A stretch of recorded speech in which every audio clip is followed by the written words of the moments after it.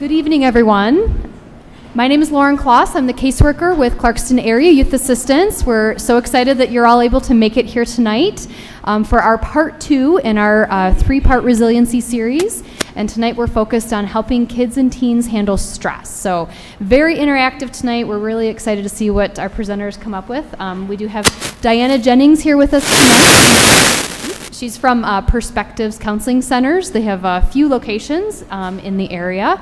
And Diana does great work with kids and teens and all sorts of populations. She's just a fantastic resource. So we're excited to hear from her.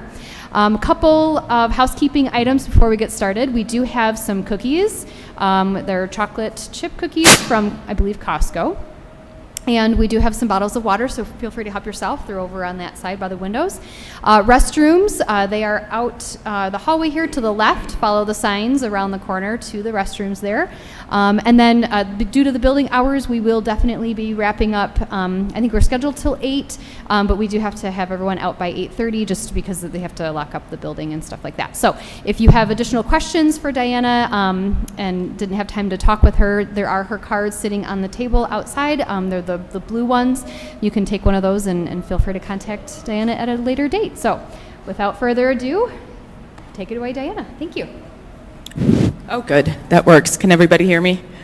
Okay. Thank you all the way in the back. Very good. So if, can I get a raise of hand? How many people were here? All right, very good, and thank you guys for coming back. So tonight is going to be a lot more interactive, a lot more hands-on, a lot of activities since we've got our kids and teens, and also for you guys too to kind of get your hands on and involved in some of the information that I'm going to be presenting tonight. So I'm going to be moving around a lot, and we'll see with technology how that all works. So this part of the parenting series, the whole thing is focusing on resiliency, and this part is about helping kids and teens handle stress through using resiliency and resiliency skills. So tonight we're going to start with a video for you guys.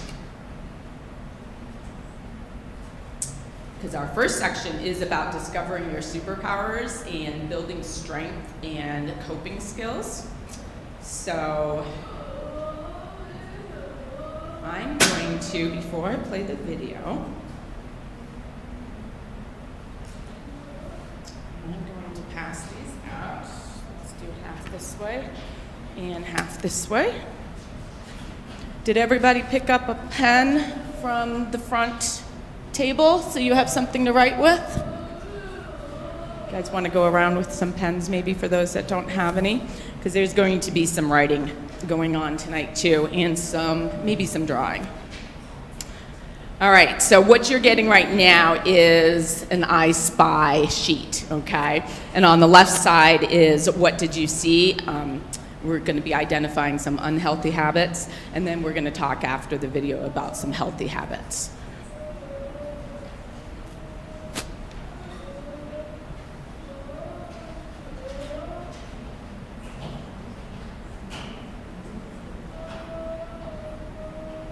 Okay, it's not talking to it. I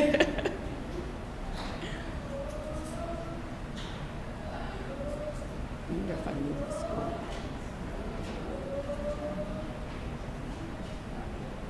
What do we do?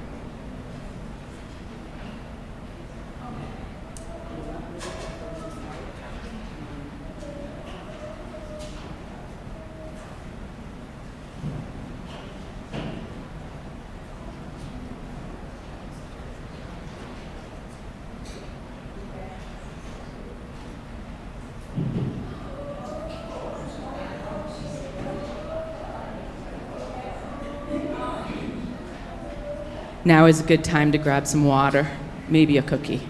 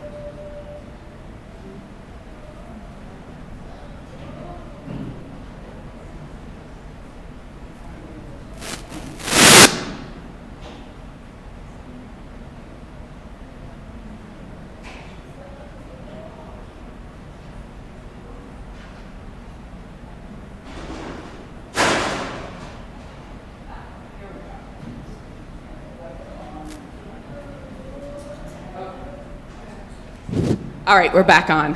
Everybody back in their seat? All right. It's a little big on the screen, but we're going to let that happen so that you guys can watch this. All right, ready? Happiness. Many will advise you how to obtain it, but maybe you're not trying to be happy. Your actions aim for the opposite. You want to be the saddest shadow sailing on the sea of sadness. Much easier to achieve, and this video has 7 tactics to get you started toward the dark currents, at least one of which you are already doing. So let's begin. First, stay still. Remain indoors as much as possible, preferably in the same room. Be the human equivalent of a pile of laundry, inert, unmoving. Don't let a beautiful day tempt you for a walk. Avoid anything even vaguely exorcising. This keeps the chemicals out of your brain, which could divert you, and stillness guides you towards medical problems.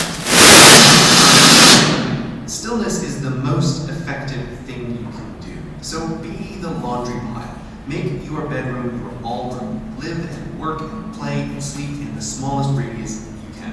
Which brings us to screw with your sleep. The wraith of insomnia will be your co-pilot on the sea of sadness. Her mere presence is unpleasant, but she also helps confuse the productive part of your brain, which might look to navigate you toward the islands of happiness on the horizon. More on that later.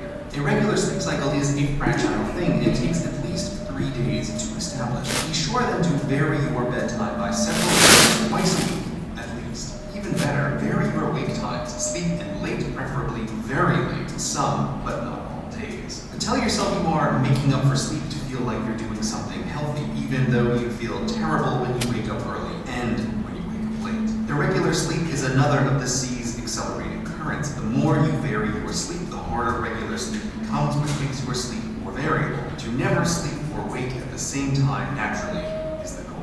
And to help in this, maximize your screen time. Staying on screen complements the previous sailing tactics. Boredom could drive you to motion, so let the screen entertain you. Tiredness can push you to sleep, so let the screen keep you awake, sort of, as long as possible. Always fall asleep with a screen in your hand and put your eyes back on it as soon as you wake. Every moment away from a screen is a moment you might notice the horizon. Keep your head down and let the currents pull you. Here you have allies unknown. Behind the screen are teams of the smartest people and brightest bots competing to hold your attention on them as long as possible. Let them reach you to pull you back if you turn away. Plus, screens help with number 4.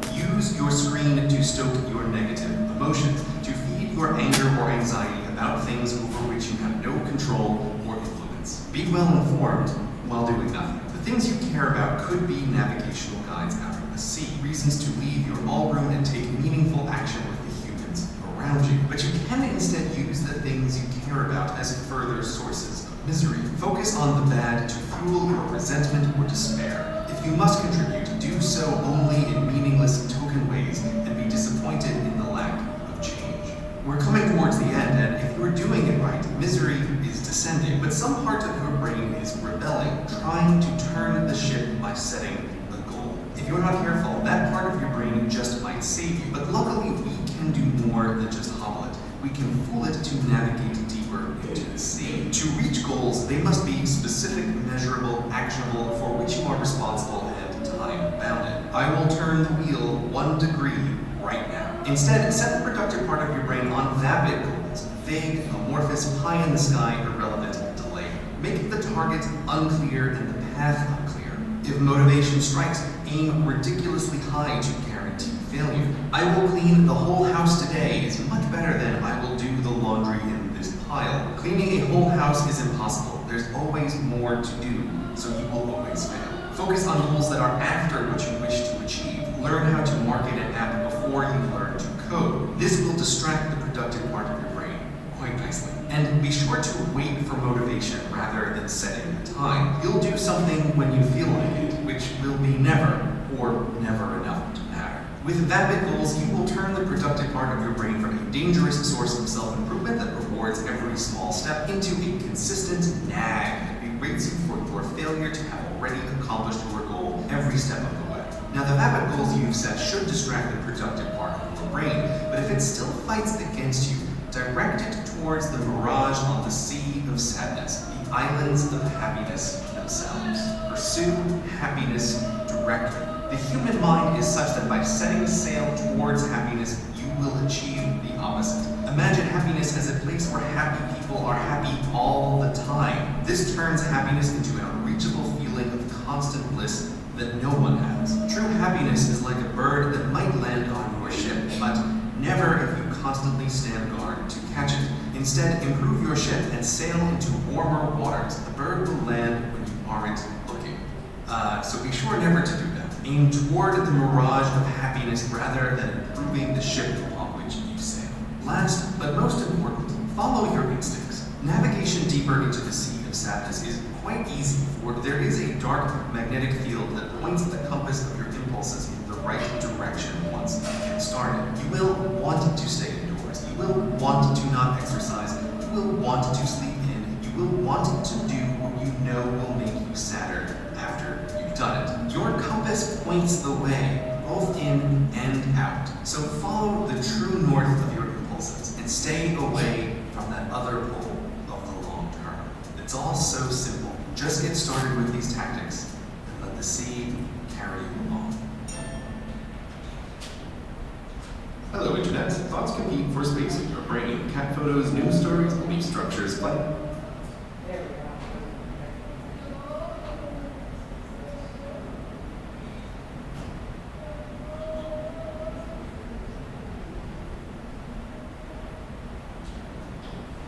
Okay. Is it on now? Yes. Okay. All right. So I have seen that video way too many times because I love it so very much. Anybody here have an all room? Do you have an all room? No, I'm pointing at you. Yeah, you. Do you have an all room? Were you watching the video? Yeah. Yeah, okay. An all room where you spend all your time, you do everything, you eat, you sleep. No, not so much. No, oh, is that person related to you? Because she's nodding. Okay. Anybody else want to admit to having an all room? Anybody? Maybe a little bit. Yeah. Okay. So you guys have your I Spies. Hopefully, as you were going along, that you were filling out some unhealthy habits. If not, that's okay. We'll do it together. So, again, this is going to be very interactive. Yes, I will call on people because that's just my joy. So, anybody notice and want to talk about any of the unhealthy habits that they saw? What did you find? What did you find? I was told to bring the microphone over when somebody speaks. You only found healthy habits. Interesting. Okay. Oh, no habits at all? Oh, okay. Anybody, did you find any unhealthy habits? Oh, Mom found some unhealthy habits? What did you find? Negative screen time. Negative screen time. Good point, because all screen time is not necessarily negative, right? Negative screen time. I don't know if that's me. I apologize. So, all right. Anybody else want to mention ones that they found? Yes.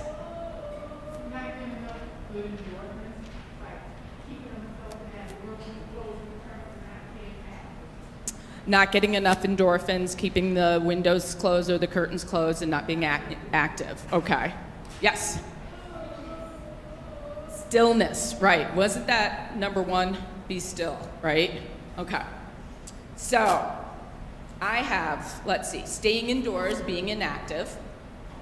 The screw with your sleep, right? So, we're going to delve into that one a little bit further later on, but you could see all of the ways. I love the, make sure that your screen is the last thing you see before you go to bed and the first thing that you see when you wake up, and varying your sleep times too, okay? Maximize your screen time, and you mentioned about negative screen time too. Focus on the bad when you're using your screen. Vapid goals. So I'd love to spend a long time on the vapid versus the SMART goals, because that's something that is extremely important when you guys are setting goals, and you should be setting goals, making sure that they are not vague, amorphous, pie in the sky, irrelevant, or delayed. So they are SMART goals. So just in case you didn't get it, SMART goals The S is specific, so identifying a specific goal. Measurable, so how do you know that I'm using my screen less? Making sure it's measurable. I use it right now 6 hours a day. I want to get down to 3. Okay, that's a way of making a goal measurable. Actionable, something that you can actually do, and it's not vague. The amorphous it doesn't really have any definition to the goal. Responsible, so you are responsible for the goal, not somebody else. It's something that you can do yourself. And then it's time bounded, so it's not a goal that, oh, I've got years to complete this goal. I've got 3 months or something that makes sense for your goal setting. So healthy habits out of the list of unhealthy. So exercising outdoors, physical activity, so like the lady said down there that person wasn't getting out of their bedroom at all, so removing yourself from that all room. Consistent bedtime, wake time, like I said, we'll talk more about what we call positive sleep hygiene. Limiting screen time and having limits. So if you don't have any limits on screen times, make sure that you put those in place. If you're old enough that you set your own limits, you should still have limits that you put in place for your screen time. And using caution with the screens, using your screens wisely. Okay.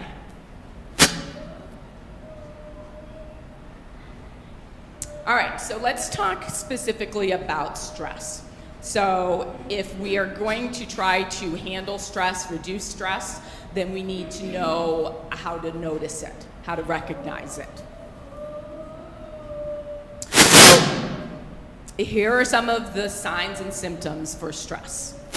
So difficulty focusing and inattention. So in a school setting is one of the ways that you're going to be able to either notice yourself or a parent or a teacher is going to be able to notice that too. So difficulty focusing on your schoolwork, maybe that could look like somebody that is walking around the classroom instead of sitting down in their chair. They're having trouble sitting still. They're not on the right page. So the teacher always has to say, oh, what are you doing? Do you have your workout? You're not on the right page. You're not paying attention to what we're doing. Or at home, difficulty with homework, being able to start it, focusing on it, completing it, or tasks too that you might have at home, let's say chores or something like that. Okay. It can also happen within a conversation too, so difficulty focusing on the conversation that you're supposed to be having.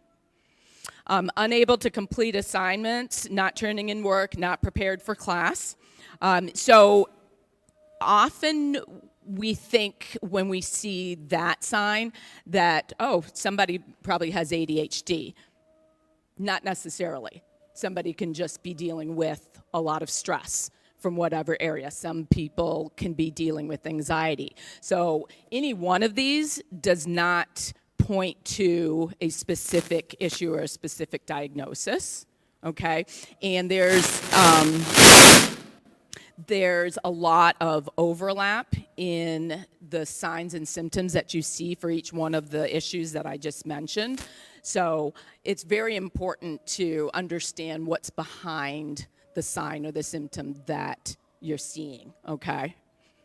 Leaving class early, showing up late, or avoiding class. So again, classically, you might think that that is a sign of just an oppositional kid, or one that's walking around the class too, or leaving class. Oh, this kid just doesn't want to be there. This kid is defiant. This kid is oppositional. Not necessarily. This can be absolutely another sign of stress. Lack of interest. So that's lack of interest in things that somebody normally enjoys. Okay, so if they normally enjoy going to basketball games or practice, and then they have recently lost interest in that, lost interest in hanging out with their friends, lost interest in cheerleading, lost interest in playing board games with the family, okay? An overall lack of interest. Isolation, canceling plans with friends, or turning down invites. If you are noticing, hey, my kid normally likes to go out and hang out with their friends, and you've noticed that the friend is calling and your child is turning those down, wants to just stay at home, wants to stay in their room. This is what we refer to as isolation, okay? Definitely a concerning sign. Symptoms, so sleep, you're going to hear a lot about sleep today. Sleeping in, excessive sleep, unable to get out of the bed in the morning, or staying up late, unable to fall asleep. Sometimes when you notice your child, it's 12 o'clock at night, 1 o'clock in the morning, 2 o'clock, and they're still up, they're looking at their screen, not necessarily, again, somebody that's just being defiant or oppositional, very possibly could be dealing with a stressor, a stressful situation. Anxious, depressed, or irritable moods. Frequent excessive worries about the future or about being successful, and feelings of hopelessness, worthlessness, and guilt.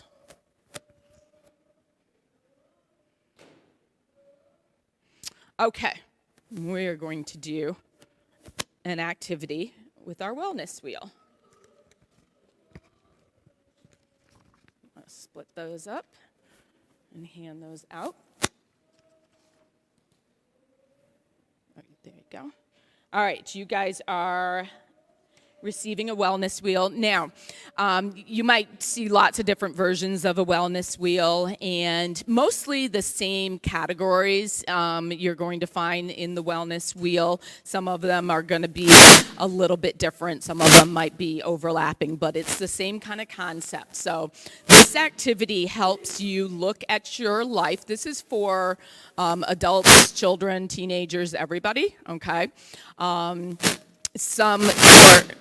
For adults, some of the categories might have more options to them. For children, it might be more limited, but there's still areas of our life that we want to find balance with, okay? The ultimate goal is to have at least something identified in each one of the areas on the wheel, and then also to not have any one area on the wheel overloaded and all the rest of them blank or with just one item in them, okay? I think everybody has one now. Okay, so what I want you to do, everybody's got their pencil out. Okay, so you're going to start, and it really doesn't matter, you can start in the middle of the wheel or you can start on the outside of the wheel, but we're gonna go section by section. And as I'm going to give you a description of what that area of the wheel is, and then I want you to be thinking about what things that you do already in your life that would fill up that section of the wheel, okay?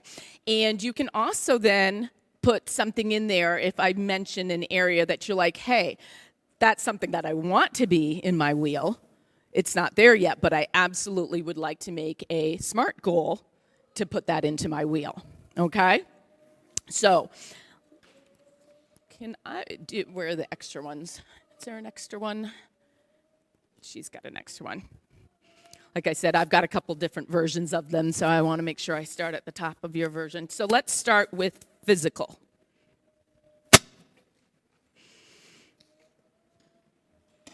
All right, so physical wellness involves moving your bodies, something we call exercise sometimes. Eating well-balanced meals, so nutrition is still a part of that physical area.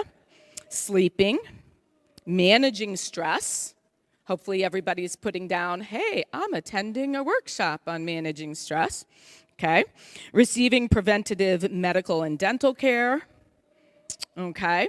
And other like health screenings too that you would do for at any stage of our lives, we have different health screenings that we need to do.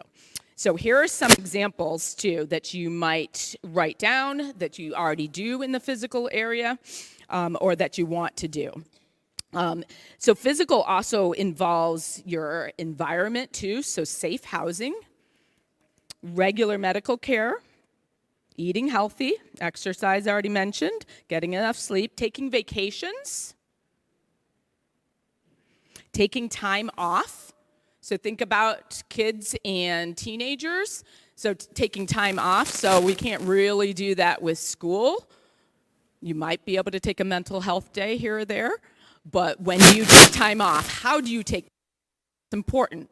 Hopefully every kid here and maybe adult has time that they set aside to play or set aside for leisure time. Getting more specific in the physical area, massages, bubble baths, asking somebody for nurturing, so like asking somebody for a hug, taking a walk, turning off your cell phone, getting me time.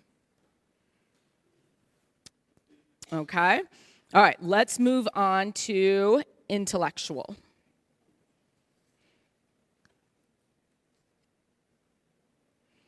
Okay. Intellectual wellness means staying curious and engaged in learning new things, engage in creative activities, so like reading for pleasure, being aware of social issues, joining a club, things that focus on stimulating the intellect. Some very specific ideas for that. Self-reflection, so journaling. Therapy. Self-awareness. Sensory engagement, so like aromatherapy, which you can do at home using a candle, using anything that has scent to it. I'm thinking even, anybody here have scented putty? Maybe? Okay. It's a thing. Drawing, painting, relaxing in the sun, gardening. Those would all be in that intellectual, psychological stimulation. Okay, next section is emotional. So emotional wellness is about maintaining a healthy emotional life, which is important to overall health. Some ways to stay emotionally healthy are to manage your stress level, stay on top of schoolwork, get 8 hours of sleep, ask for help, and again, getting therapy for that too is also taking care of that emotional section. So specifics in the emotion are affirmations. We're going to talk a little bit about that at the end. Self-compassion. Allowing yourself to cry, allowing yourself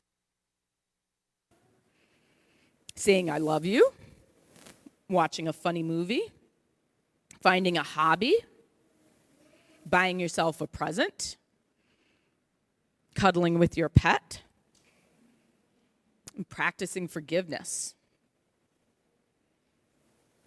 Okay. The spiritual section is next.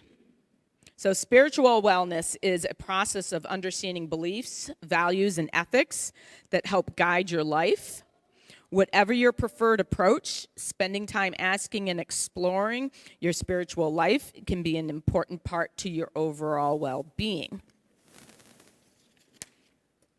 So some specifics in that wellness area are self-reflection, going into nature. So if you take walks in nature or anything outdoorsy. Finding a spiritual community.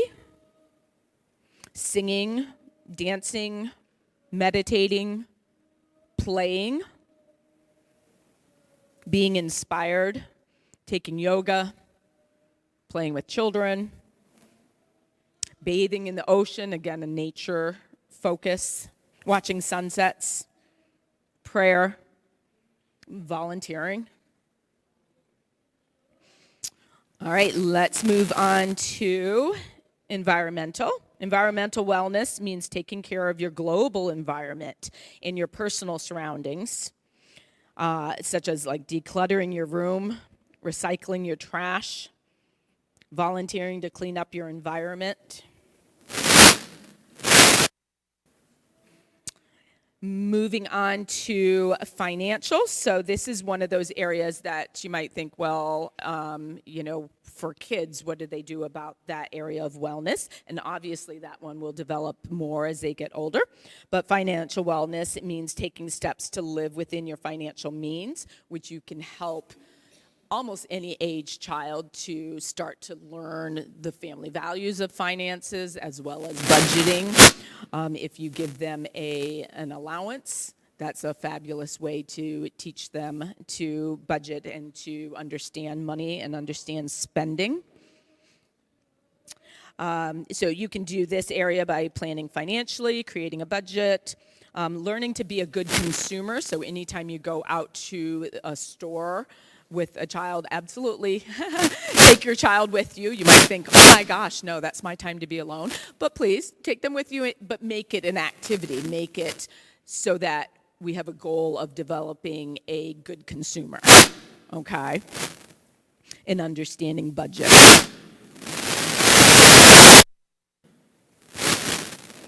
Next section is occupational, which is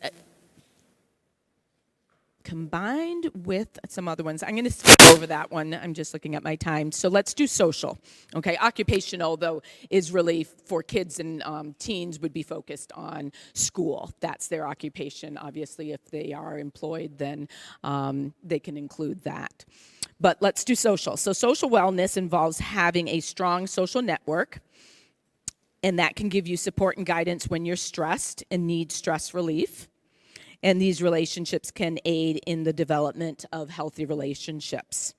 Some specifics in social, sometimes called personal wellness on your wellness wheel, is learning who you are, figuring out what you want in life, planning, which you can do on a short-term or long-term goal, making a vision board. Does everybody know what a vision board is?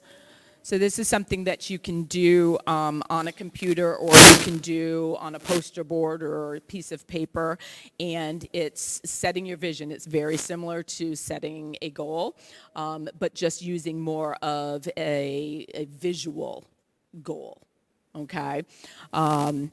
So putting pictures on your board.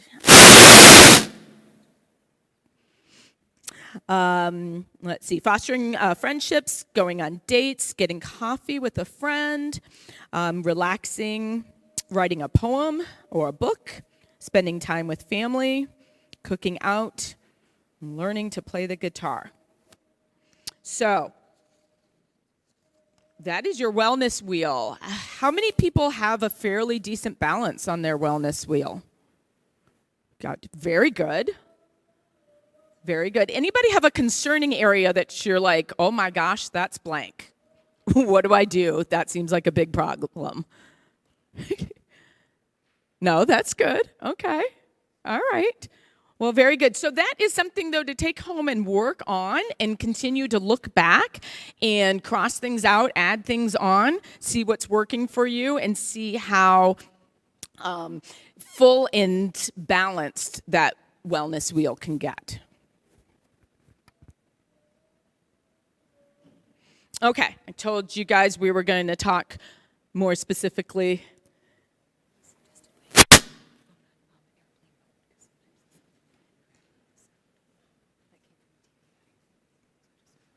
Okay.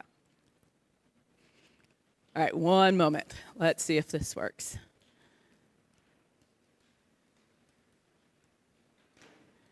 Airplane mode. Okay. So we're going to delve into wellness times 3. And we're going to talk about sleep, eat, and move. Okay, so what you guys saw in that video, there was a whole focus on sleep and about in the video, unhealthy sleep habits. So let's talk about 5 healthy sleep habits that you guys should be doing. Number 1 is setting a specific bedtime and wake up time and being consistent, okay? So I'm not talking about like on the weekend when you want to sleep in an extra hour or extra couple hours. I'm going to say that's okay. That's all right. But we're talking about Monday through Friday. Is it consistent within 15, 30 minutes, okay, of the time you wake up and the time you go to bed? Consistently, every night, okay? Engage in healthy wind-down activities 1 hour before bedtime. So just a reminder, I had mentioned about sleep hygiene. So these 5 things are the key to good, positive sleep hygiene. So engage in healthy wind-down activities. What are those things? Those are things that will slow your breathing and your heart rate down to get you prepared for bedtime. Those are things that will help your mind slow down and get ready for bedtime. They're also, it's very helpful to have them be very consistent things. So especially for kids, so that it gives your body and your brain signals that it is time to go to bed. Every time I go to bed, the hour before I go to bed, I brush my teeth, I take a shower, I put my clothes on, I have a story with mom or dad, I listen to calming music, whatever it might be. Okay, wind down activities. What you do not want to have in that hour before you go to bed is when you're playing, you're active, or you're having like a really deep, intense conversation, or you're watching something that is extremely stimulating for your mind. Okay, because what happens is when you go to sleep, your mind keeps on working on whatever you were just doing.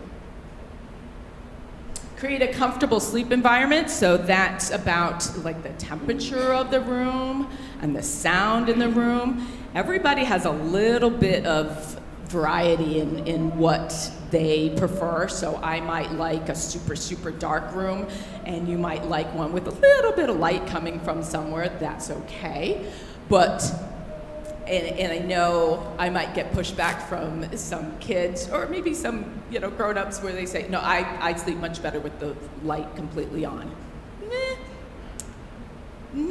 Okay, well, if you do, then you're not having any problems with sleep, right? And everything's rosy, that's great.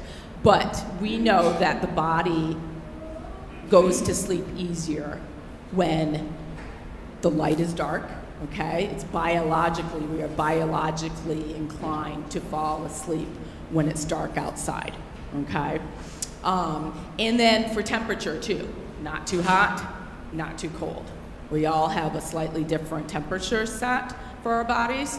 Find the one that works best with you. If you are having trouble falling asleep, then try to adjust one of those things. Let's see the temperature, let's see the confidence, let's see the use a bedtime journal to mind out before sleeping. So if you have issues with your mind racing at that time, get a journal.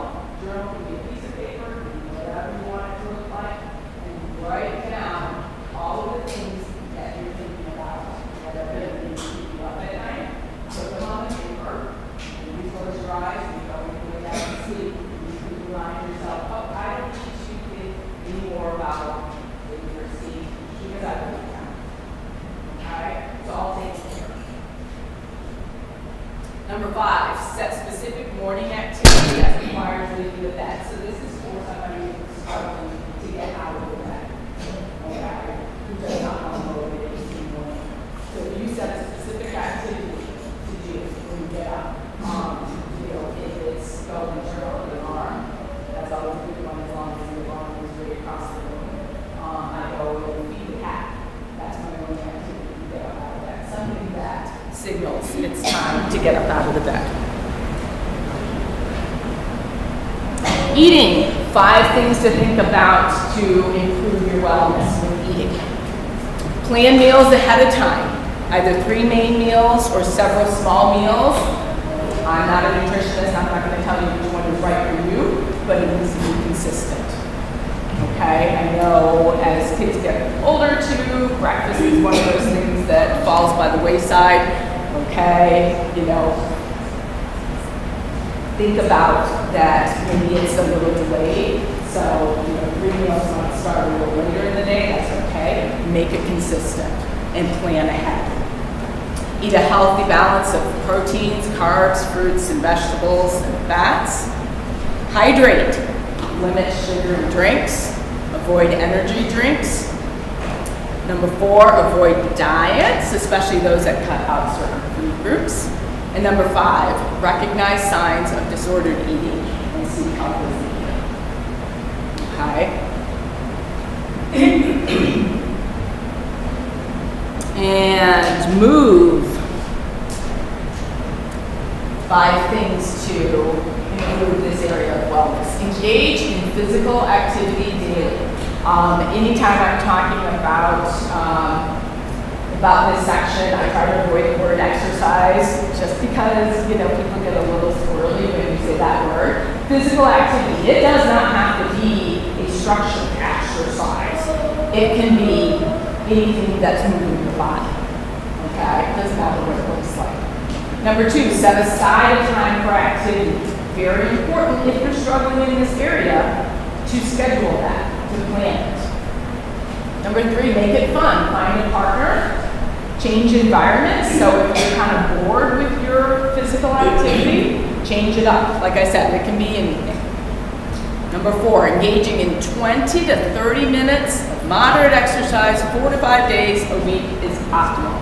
So it's nice to have kind of, not necessarily that as a goal, but a structure to work around. Okay, so we always want to know, well, how much is enough for, you know, about 20 to 30 minutes. Hopefully for kids, it's fairly easy to get way more than that. Moderate exercise. Moderate exercise is when it's a little bit difficult to carry on a conversation. A little bit difficult. And about 4 to 5 days a week. And number 5, start off slow and build up in frequency and duration. If you were at 0 right now for doing your physical activity a day, don't jump up to 20 to 30 minutes in 4 to 5 days, okay? That should not be where you start. You can build up and work slowly. And whether that's, you know, 5 minutes a day for 5 days, or if that's 20 to 30 minutes and you start with 1 day, it doesn't matter. Okay, how does resiliency help us with stress? So, the first series, I spent a long time talking about what resiliency is, but just for those that weren't here, so that you know what we're talking about, what it means to be resilient. It's the ability to engage with a challenge, risk, or impediment, and to come out the other side with some measure of success. It's a psychological principle blending optimism, flexibility, problem solving, and motivation. Okay? What resiliency is not, it's not automatic, so it doesn't just happen. Instead, it's a learned behavior that becomes internalized and applied during stressful times. Okay. Next handout.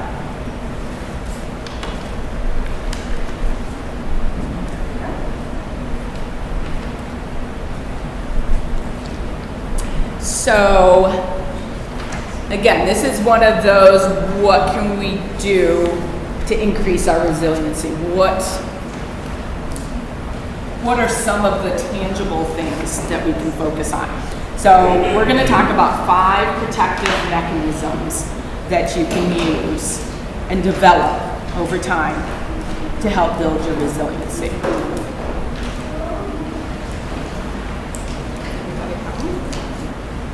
And what I want you to do on this activity, in the spaces that you have, as I'm talking about each section, again, write down if you already have this protective mechanism in place, or if you're thinking, okay, this isn't an area I have yet, but I have some thoughts on it, I have some ideas, and I'm gonna write those down and then work on putting those into place. All right, so the first protective mechanism is having a hero. So in this, a hero is defined as a spiritual or human moral compass that is accepting and forgiving. So this can be a real person, but it doesn't have to be a real person. I know many people that have developed their hero and it's actually a superhero, okay? But that hero embodies all of the things that they want in a hero. They're accepting, they're forgiving, they have a good human moral compass, and that's something that the person wants to follow, okay? It absolutely can be a family member. So a mom, a dad, a grandparent, an aunt, or an uncle is often identified as somebody's hero. So make sure you're thinking, all right, hero, who do I have as a hero? Do I have anybody already that I look to as my moral compass? And if I don't already, is there somebody that's, somewhere out there that I think, that one could be? I'm not going to say that they are yet, but they could be. So go ahead and write that down. The next one is having a refuge. So this is somewhere such as a school where a child can escape stress. Okay? It can be the opposite too. It can be home. So wherever your refuge is. Refuge is something that in a place that you feel a sense of calm, that you feel, let's use the word happy when you go to, peaceful. Okay, where is your refuge? Again, be thinking about, do I already have a place that I love to go to that makes me feel like me, that makes me feel calm and happy and peaceful? Or is there a place that I want to have as my refuge? Having a place of solitude. So you might think, well, that sounds similar to a place of refuge. A place of solitude. Solitude is a little bit more where we don't have to have others around, okay? But we, by ourselves, without any other people around, feel peaceful. So it's a place of serenity, such as the outdoors. Okay, so maybe there's a spot, maybe somewhere by your house, maybe somewhere by your grandparents' house, maybe someplace that you've been to on vacation. Okay, so maybe it's, a protective mechanism is great to have your place of solitude, someplace that you can go to easily, but we also want to, if we can't get there all the time, we want to be able to think about it. To our senses, okay? Having a voice. So this is a path to being heard, okay? This one's a little harder to understand. But think about in your life, where do I feel like I'm heard? Okay? Where do I feel like somebody listens to me, somebody understands me, somebody knows me? Very cool if you have a voice at home, at school, and in the activities that you do. It's super important that you develop and have that ability to have a voice. And then having a purpose. Serving others as a way to provide perspective and to foster a sense of purpose. So, this is something to think about each day. And this is a tough one for kids, so parents try to help out here. And one of the best ways to help out is to model. Okay, so you guys, when you have time alone, talk to your kids about what your purpose is. And you might have to think about that. Oh my gosh, what is my purpose? I haven't thought about it. And I always like to talk about purpose with a small p, and purpose with a capital. Okay, capital P purpose is why I'm here, what am I doing? When I look at my whole life, what is my purpose? I'm going to tell you guys that as a parent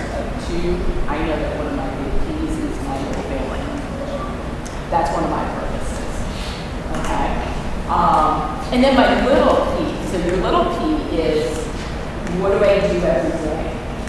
What do I do with this 5 minutes? What's my purpose today? And your purpose usually is tied back to your capital P purpose, but it can also be an offshoot of that too.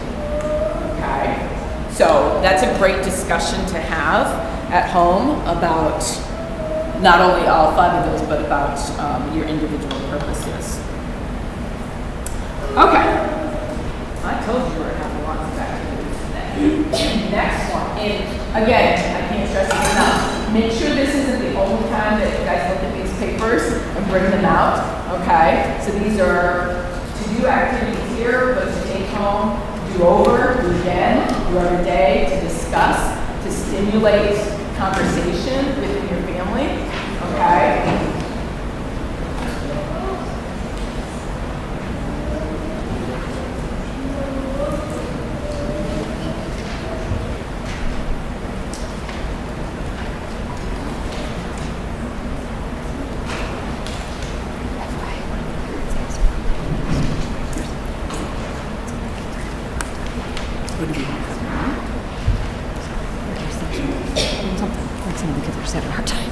Does anybody need a stretch break? No, I need a...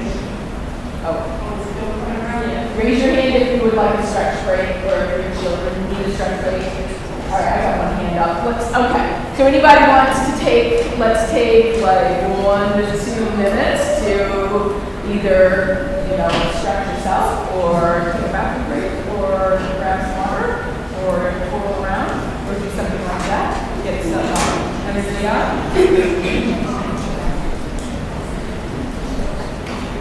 Or just sit and chill. We'll come back to it.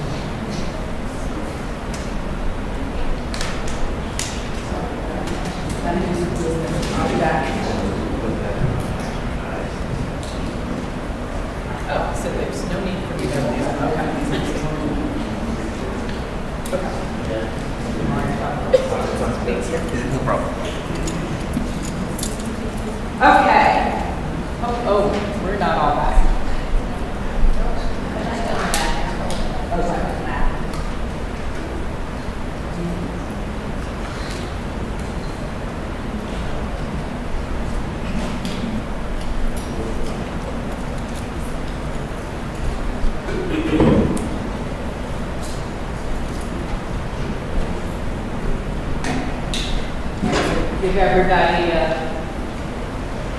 30 more seconds to come back and we'll move on.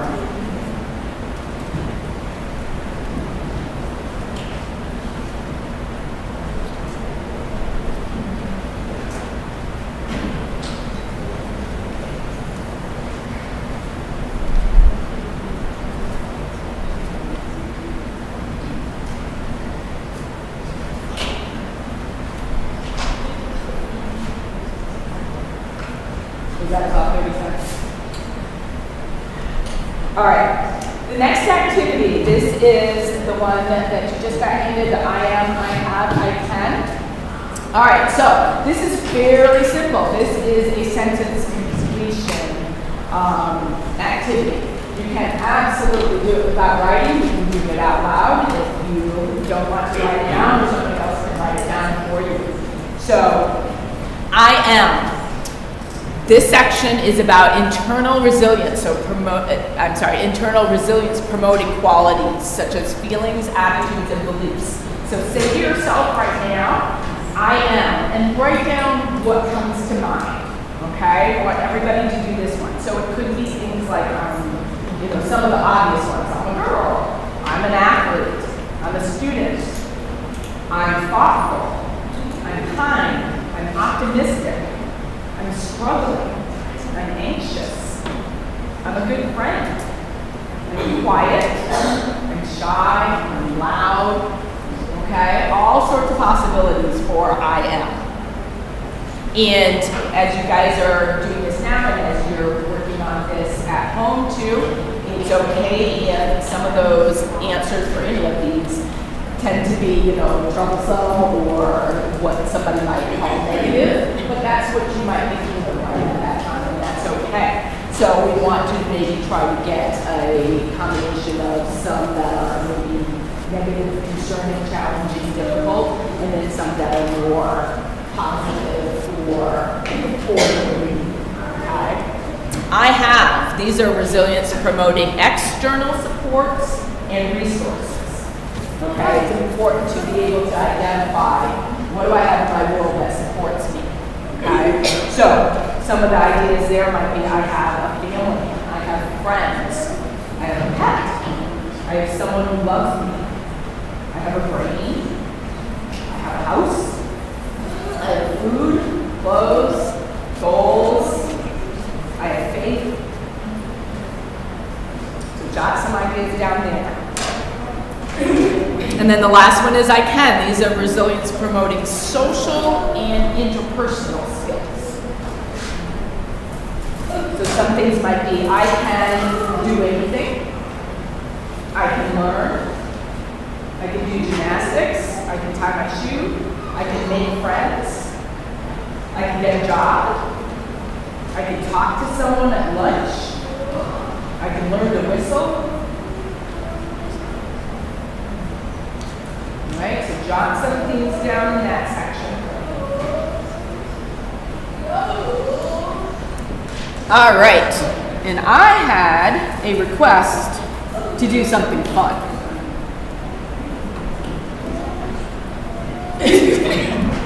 I said, I had a request to do something fun, right? All right, so here comes, I think, at least what I have in mind for fun. So these are mindfulness and other relaxation strategies. All right. So we're going to do 5, well, this one is moving too much, but this is a little fun. All right, so mindfulness activities. So this one is called 5 Senses Mindfulness, okay? So I want you guys right now, in your heads, or you can do it out loud at your table, I want you to find 5 things that you can see.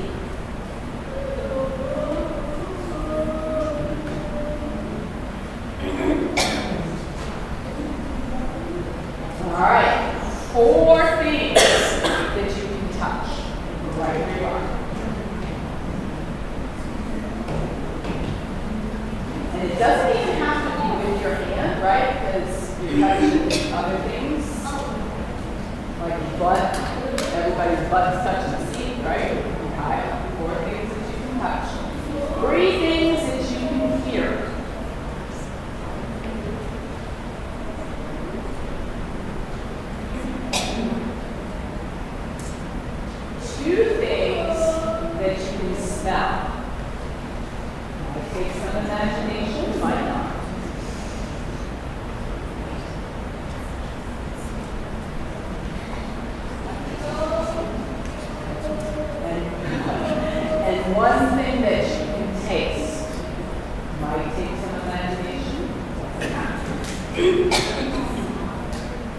I'll tell you, kids are extremely good at the last two. Where adults are like so concrete. I don't know. Okay, that is an excellent strategy to use if you need to have a moment where you're grounded. You're feeling high stress. You are driving in the usual Michigan winters that we get, or one of those nasty lightning storms that Michigan gets, and you're terrified driver, or you just got into a big conflict or an argument with somebody, and you've gone off to the bathroom or a quiet room or whatever, and you need to ground, and you need to do that quickly, or you're at school and you just had an issue with your best friend, or your teacher looked at you sideways and you can't stand your teacher. Take a minute to ground. 5 things you can see, 4 things you can touch, 3 things you can hear, 2 things that you can smell, 1 thing that you can taste. You can do that anywhere you are. Okay? Awareness activity. That one is very similar to the 5 senses, but you're really just focusing on what you are aware of. So right now, think about in the moment. I am aware of the chair that I'm in. I'm aware of the hair on the back of my neck. I am aware of the water going down my throat. I am aware of people around. Okay, that's another one. If anybody here has difficulty with anxiety or getting high stress, and you need to pull yourself back to right where you are, that is a great activity. All right, next, focus on the breath. 5-finger breathing. Everybody, put your hand out. Take your other finger, and you're going to go up the side of your little finger as you breathe in through your nose. And pause at the top, holding your breath, and then breathe out as you go down. Out through your mouth. Tiny little hole. Breathe in. Pause at the top, and breathe out. Hold a little bit at the bottom of your breath. Breathe in. Hold it. And breathe out. Hold at the bottom. Breathe in. Hold at the top. And breathe out. Hold at the bottom. Breathe in. Hold at the top. Breathe out. You guys know, everybody that followed along with me, you just lowered your heart rate. What were you thinking of as we were doing that? Most of you were thinking about your hand going up the side, right? And wait, I got to pause at the top, so you weren't thinking about anything that might be stressful to you, okay, or causing you anxiety. Another fabulous activity that you can do, very quick, very easy, very simple. You don't have to have any special objects except your children. You could do it quietly, like under the desk. Okay, so in case you don't want somebody to see you, going like this. Again, lowering your heart rate.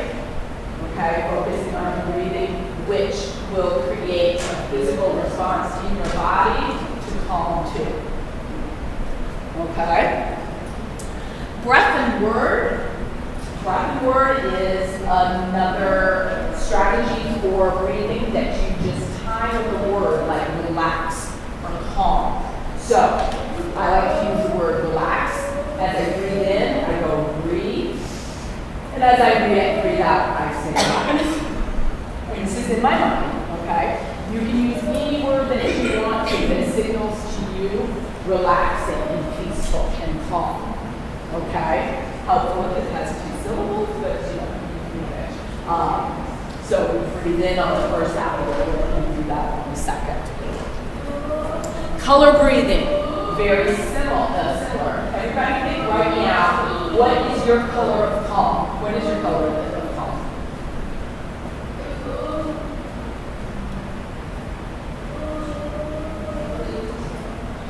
Ooh, she's got light blue too. What's your color of calm?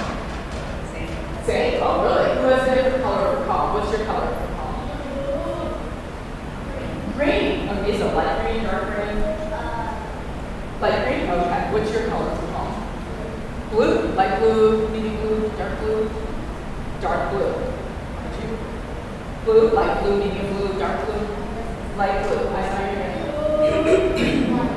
White, nice, okay. All right, so what you're gonna do, picture your color of calm, and where's my cute little picture? Just picture your body looking like one of these pictures where it's empty in the middle. You guys see that? Yeah, okay. But just outline, right. And I want you to picture that that color, your white, your blue, your green, your teal, your is going to start to fill up. I kind of like it to go from the middle, because you can go from the head, you can go from any part of your body, and you're going to picture in your mind that as you breathe in, your body starts to fill with that calming, peaceful color, okay? And it goes all the way through your arms, all the way down your body, all the way through your legs, all the way down through your toes. So your whole body is filled with that peaceful, calm color, okay? And what you can also do is picture the color of your stress or your anxiety. What color might be your stress or anxiety? Black? What color is your stress or anxiety? Red. What color is your stress or anxiety? Purple. Okay. Light purple, dark purple? Dark purple. What color is your anxiety? Pitch black. Okay. She doesn't know. You don't know? That's okay. So, there's a hand. Thank you.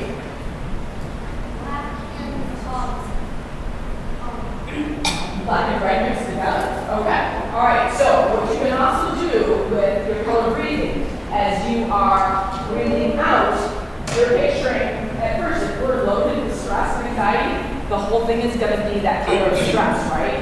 And as you breathe in your calming color, you're going to be pushing out all of that black or red or purple, okay? And you're pushing that out with your calming color.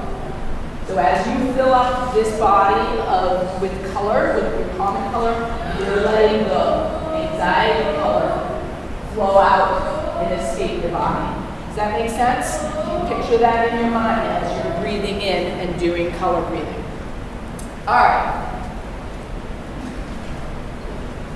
I've got some bubbles. Oh, look, I've got people that help. Let's just, wait here, let me grab some. No, you know what? We're going to take a minute to do this because I want you to pick the color you want. So we'll just go around. So this is bubble breathing. Hopefully those containers are easy to get into. Actually, let's grab one. Here. Purple is my color. It's called. All right. So bubble breathing helps you learn how to do deep belly breathing. Okay. When we're anxious, we do breathing up here. It's shallow breathing. Our shoulders go up and down, okay? When we do bubble breathing, we breathe from down here where the diaphragm is. Is there anybody here who is either a singer or plays an instrument? Oh, excellent. What instrument?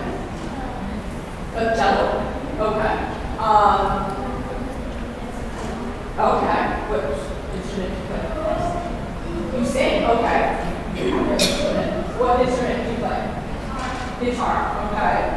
Anybody else have an instrument? Clarinet. Okay. So those that are, if you get any instruction there, you usually have been told how to do diaphragmatic breathing. Okay.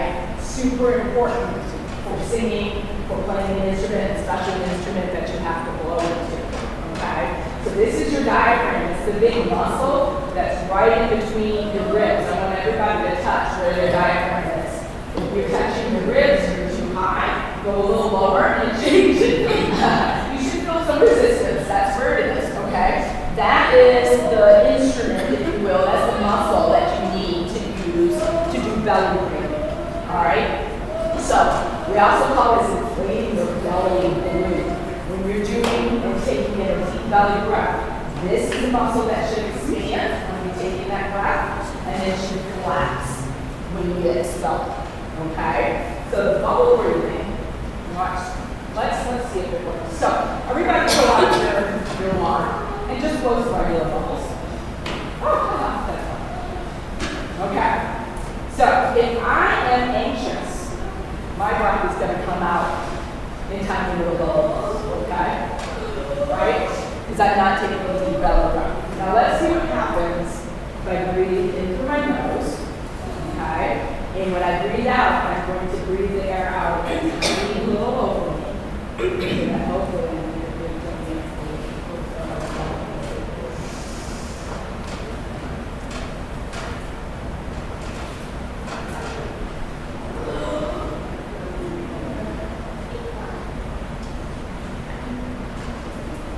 Oh, that was a good belly breath. And you know how you can gotten really good when you get a little bit of starch because you just increased all of the oxygen to your brain. You did a good belly breath. Let's practice. Let's practice. We can blame it on people. That's okay. So, in through your nose, and then slowly letting it out of your mouth.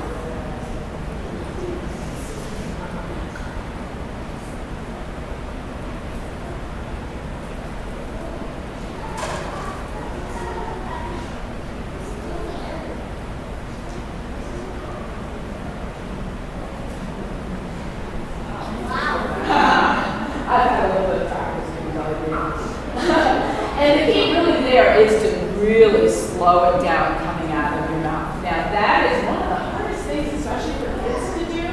They're pretty good at taking that deep breath into their nose, not so good at letting it out as slow as you need to. Let it clap. Very nice. Oh, very nice. There you go.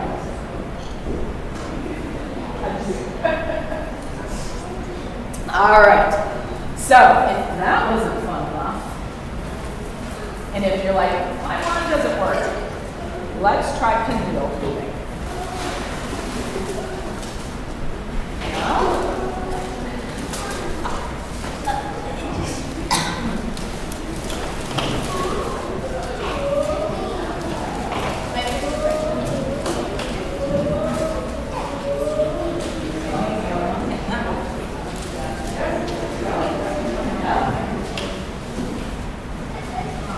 All right, so the pinwheel breathing, same concept, of course. We're still breathing in through our nose, holding it at the top, and breathing slowly out. And if you're doing a really good deep diaphragmatic breath, you're going to be able to make that pinwheel go around for a really long time, and it'll go around slowly. Okay? Now, I always find it's helpful to turn the pinwheel sideways, but these are really new ones, so they might work no matter what. So let's see how long you can do it and how slowly it can go. So if you're sitting with somebody else, see who wins. Okay, who can last long? Ooh, nice and slow them coming down. All right, ready?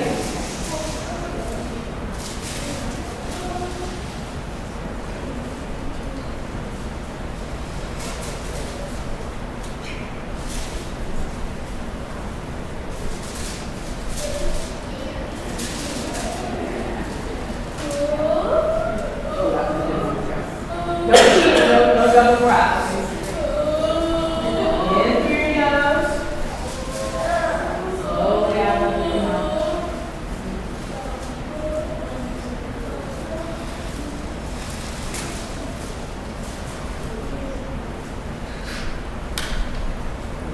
Make sure you take these home and time yourself. Okay? See how long you can go and see if you can make it go even longer the next time, longer the next time. Again, that's how you're going to know if you're doing a really good deep breath. Because again, if we're anxious, we're going to make it go fast, but it's going to stop after about a second. And you know you did a good deep belly breath when you're on because you're extending the oxygen to your brain. Very good. Okay. All right. Now that we're all energized, now we're going to calm our bodies down. So 3 different ways to relax your body. We have progressive muscle relaxation, tension release, and guided imagery. So I'm not going to go super deep guiding you guys through all these because your kids are going to be like, and it does take kind of a calm setting. But progressive muscle relaxation is about progressive progressively going from, again, you can go from the top of your head all the way down. That's usually the easiest way to do it. Targeting each muscle group and muscle area and relaxing your body, kind of inviting your muscles to relax, okay? We're gonna do a little bit of the tense and release, okay? So tense and release is good because it kind of teaches your body and your brain what a tense muscle feels like versus a relaxed muscle, okay? So we're going to do just a couple of those right now. So I want you guys to do, I don't know, is this like a Superman pose or just a superhero pose? I want you to squeeze your hands and your fists and your muscles, your biceps as hard as you can. You're going to hold it for 10, 9, 8, 7, 6, 5, 4, 3, 2, squeeze harder, 1, and then let your arms drop down. Feel that tension just flowing down your body and out through your fingers and being replaced by relaxed muscles and relaxation, okay? Now, I'm not sitting, but I want you guys to stretch your legs out in front of you. Point your toes as if you're heading your toes backward behind your head and hold that for 10, 9, 8, 7, 6, 5, 4, 3, 2, 1. Let it drop. And feel that relaxation flowing from your hips all the way down through your knees, all the way down through your ankles, down through your toes, so your legs are fully relaxed. And now, let's see, stomach. I want you to feel like you are doing the biggest stomach crunch, or like an elephant and step on your stomach, and you're bending over a little bit to crunch those stomach muscles, and you're going to only hold it for 5, 4, 3, 2, 1. And let your belly relax and let it come out. We hold a lot of tension in our belly area, so realizing the difference between tensing those muscles and relaxing is very helpful if that's where you carry out with anxiety. Now, we can do that kind of tense and release for all our muscle groups in a lot of different ways, like scrunching your face up to as tight as you can, and then relaxing that. So practice doing your whole body and then releasing so that your body can feel that difference between tense and relaxed. Okay? Guided imagery. All right, we'll try this one. Generally, again, we do this in a quiet, calm setting, and I wanted you walking down a long hallway to the door and count our steps to that door. But I want you guys to picture right now, behind the door in your mind is the most relaxing place that you can think of.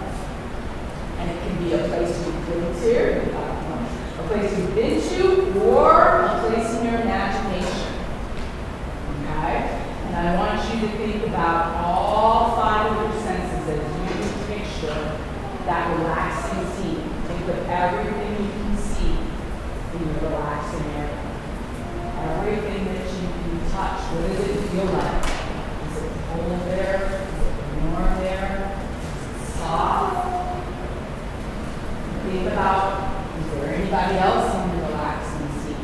Anybody else that's joining you? What can you smell in your relaxing scene? What are the things you can taste in your relaxing scene? Breathe slowly in. All of your senses signal to you relaxed, peaceful, calm. And you know that anytime you want to, you can visit that relaxing scene in your mind by walking down that hall, opening that door, and there will be that scene that will signal to you relaxed and peaceful and calm. And we're going to leave that scene now by walking back to the door, closing that door, walking back down the hall. And you're going to know that just because you're leaving it now doesn't mean that you can't revisit that place. And it's in your mind and will always signal to you relaxed and peaceful and calm. Good job. I'm amazed you guys. So if we were able to do that, that's really, really good. Practice that at home too. Sometimes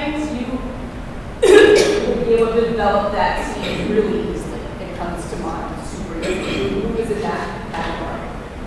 Okay. Who had a really hard time with that? Everybody? Oh, you had it. Yeah. Okay. And that's okay. That's okay. It can take practice. Awesome if you're able to just go right into it and make sure that you're thinking about all 5 of your senses in that relaxing scene so that it really signals to you a full body, peaceful, relaxing mode. Okay.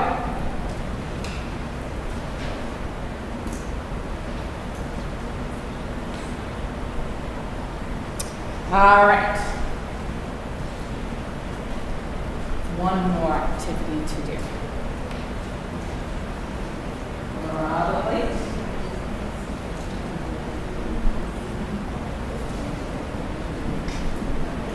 So these are some stress reduction tips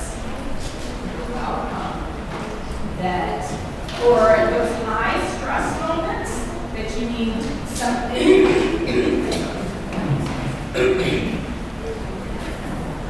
that you need something to do right in the moment, okay?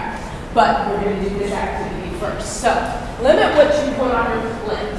So you guys have a literal plate in front of you.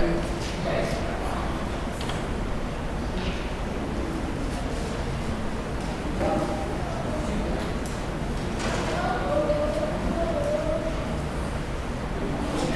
Okay, so I want you guys to write down or draw on your plate what you have on your plate. And what that means, most adults here are going to write it down on the plate. I've got a lot on it. Let me start writing right now. So you guys have kids, you have school on your plate, so I can write across school.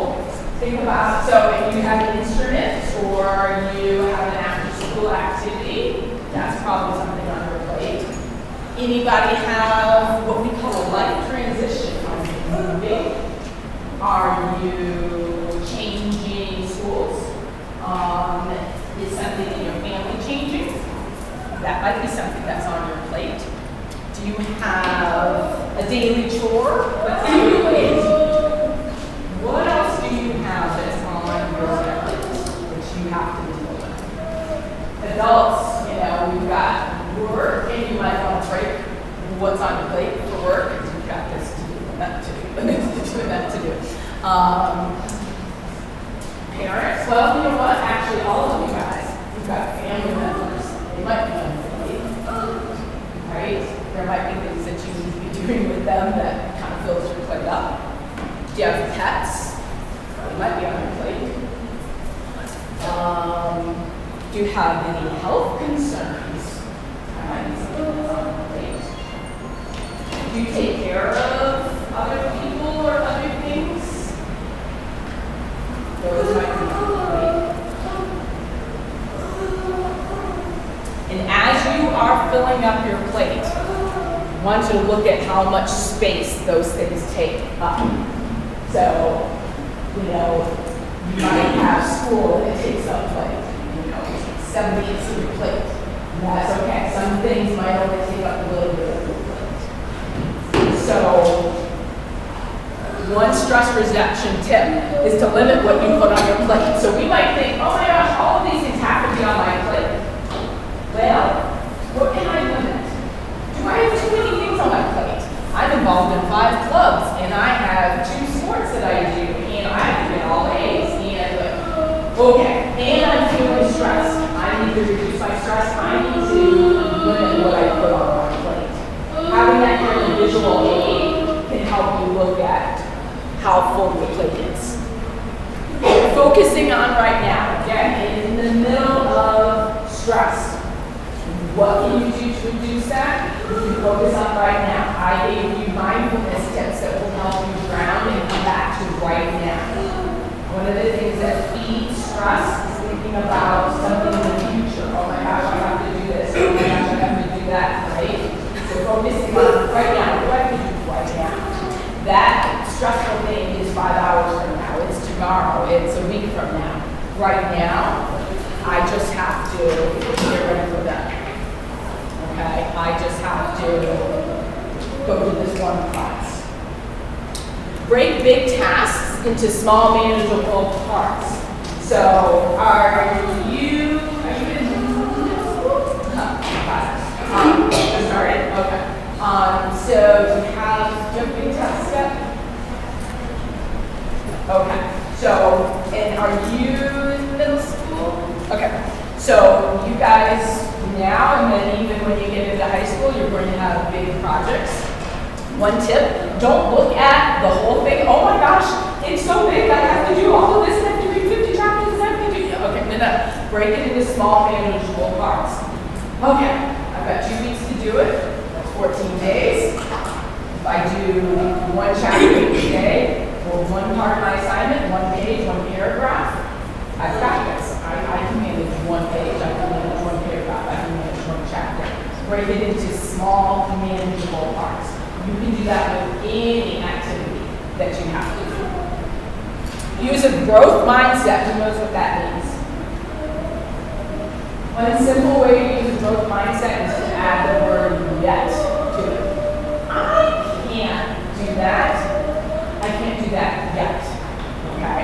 I can't do calculus. I can't do that yet. I can't ride a bike. I can't play my instrument. I can't make friends. I can't do that yet. What does that build? That builds encouragement, positivity, and makes something unachievable feel achievable.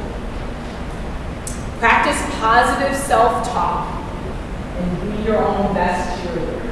So sometimes we have our minds where they are working against us and they're telling us, you can't do this. This is too hard. Okay? Be your own best cheerleader. Talk to yourself like you would a teammate or your friend, okay, or somebody you care about. Fill your self-talk, the stuff that goes through your head, with positivity and encouragement. Okay? Create an affirmation. Does anybody know what an affirmation is? These are sayings that you can say to yourself, like, I've got this, or only good things are coming my way. Things that you can even practice in front of the mirror at home, okay, if you really need to work on. I'm going to have a hard time being my own cheerleader, so let me practice them so I can fill up my brain with those positive things, okay?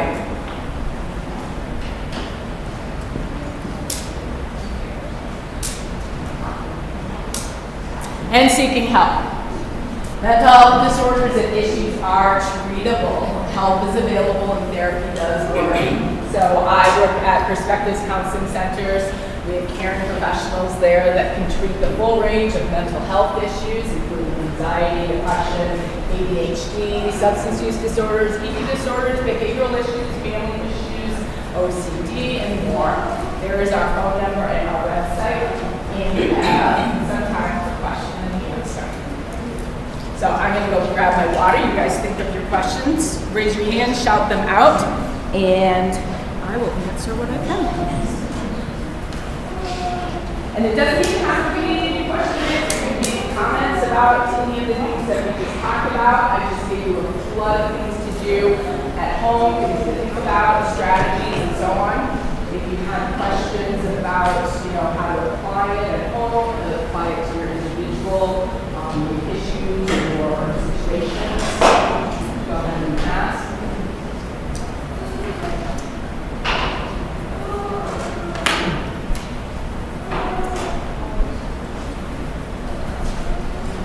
You guys are more comfortable and do that one-on-one if you want to. Did you want to do the raffle?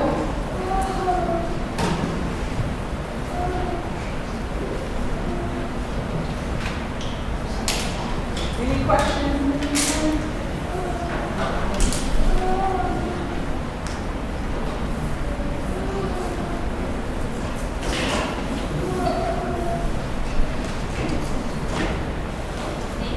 Yes, you're welcome.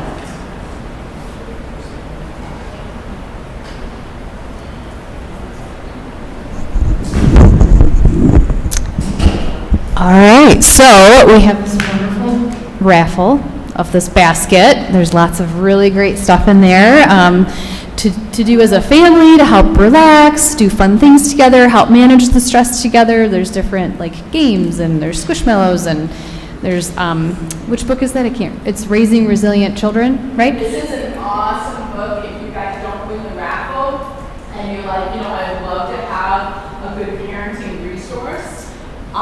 This book, Raising Resilient Children by Dr. Robert Brooks, is excellent. It's easy to follow, it's easy to read. It even talks about things we as parents bring in from our childhood and we raise ourselves, obstacles that can create problems within our own parenting, how to see children's behaviors differently. I can't recommend it highly enough. All right, and our lucky winner is Angelina Leonas. There you are. All right, well, congratulations. Enjoy that. So, now I forgot to mention in the beginning what youth assistance is. We are a prevention program, actually all throughout Oakland County, and there's one office in every school district throughout the county, so we are here for the Clarkston area. We offer several programs and services to help with strengthening families and strengthening youth. Family education is one of them, so this is one of our workshops tonight. We do have part 3 of this series coming up on, I believe, April 11th. And that is going to be Rising from Challenges. So Diana's coming back to join us for that night to learn more about, just bouncing back when we do have different challenges that we face in life and helping. And that is for parents and for kids and teens again. We also have other family education programs we do, different groups that we do for different different topics, different other workshops. So, but we also have scholarship programs for families who didn't qualify to help pay for extracurricular activities or send kids to camp. We have a mentoring program, a homework club. We do a youth recognition ceremony in the spring. We do the Pinwheels for Prevention program. So I know we got to play with pinwheels tonight, but actually we do have a campaign in April recognizing April's Child Abuse Prevention Month. And so you'll notice blue pinwheels get planted everywhere throughout the community. They represent how childhood should be filled with happiness, hope, and kindness, and be whimsical and carefree. So we as a community want to help empower our community members to help kids feel safe and welcome throughout the community and build resiliency and connection.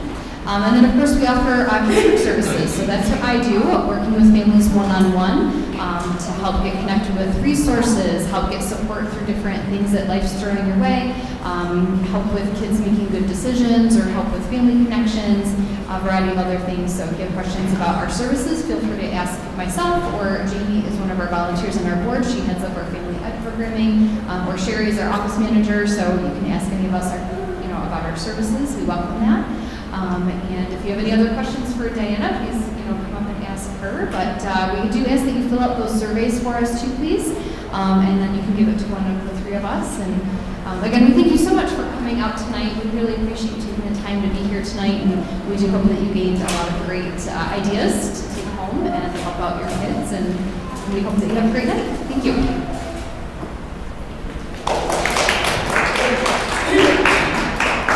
And I'll still be up here in about